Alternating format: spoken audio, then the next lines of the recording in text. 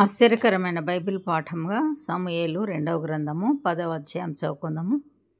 పిమ్మట అమ్మోను రాజు మృతి నొందగా అతని కుమారుడగు హానోను అతని రాజ్యం నేలుచుండెను.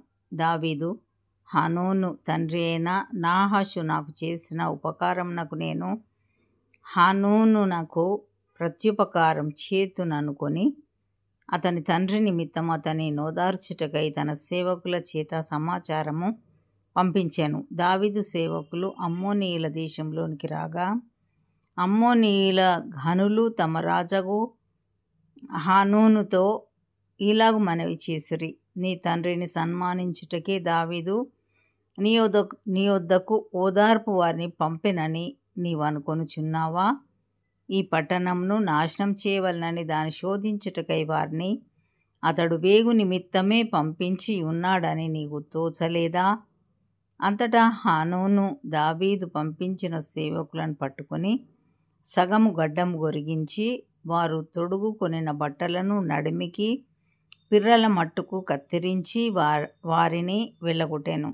ఈ సంగతి దావీదునకు వినబడినప్పుడు ఆ మనుషులు బహు సిగ్గు నొందిరని వారిని ఎదుర్కొనుటకై మనుషులను పంపించి మీ గడ్డములు పెరుగు వరకు ఎరుకో పట్టణమందు ఆగి అటు తర్వాత రండని వారితో చెప్పుడనేను. దావీదు దృష్టికి మనము హేయపరుచుకొంటిమని అమ్మోనీయులు గ్రహించి దూతలను పంపి బేత్రెహోబుతోనూ అరాము సోబాతోనూ చేరిన సిరియనులలో నుండి 20,000 మంది కాల్బలమును మయకా రాజు వద్ద నుండి 1,000 మంది బంటులను టోబులో నుండి 12,000 మంది బంటులను జీతమునకు పిలిపించుకొనిరి. దావీదు ఈ సంగతి విని యోవాబును శూరుల దండంతటిని పంపెను.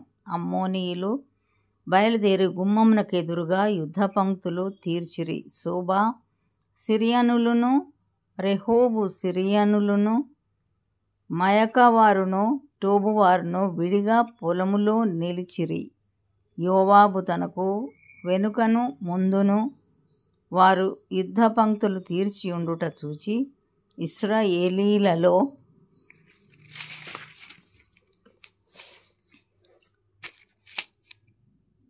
బలాఢ్యులను ఏర్పరచి పంక్తులు తీర్చి సిరియన్లను ఎదుర్కొనబోయాను. అమ్మోనీయులను ఎదుర్కొనుటకై మిగిలిన వారిని తన సహోదరుడగు అబీషైకి అప్పగించి, సిరియనుల బలము నాకు మించిన ఎడల నీవు నన్ను ఆదుకొనవలెను.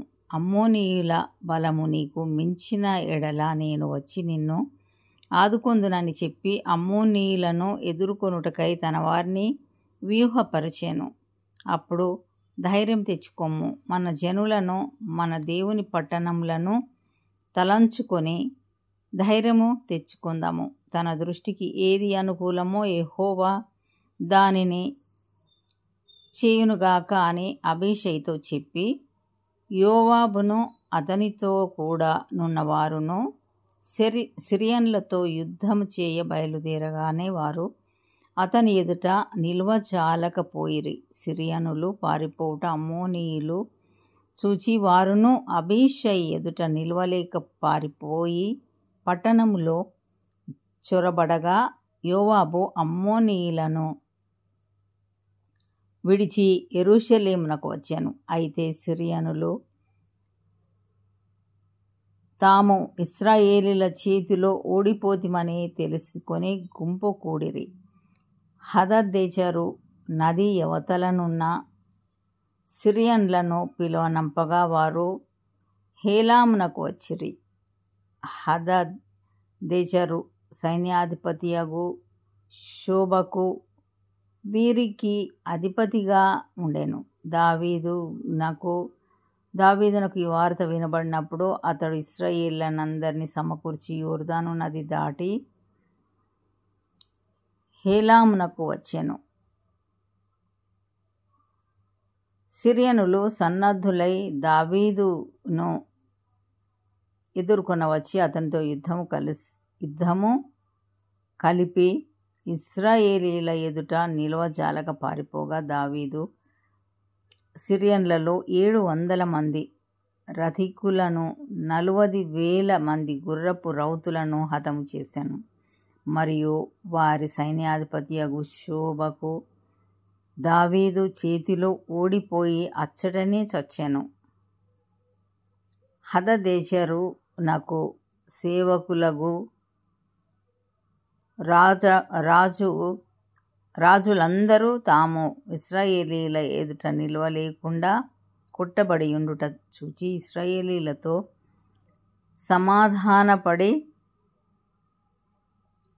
వారికి లోబడిరి. సిరియనులు భయాక్రాంతులై అమ్మోనీయులకు ఇక సహాయం చేయుట మానిరి. ఇంతటితో ఈ దినం కొరకైన బైబిల్ పాఠము సరి.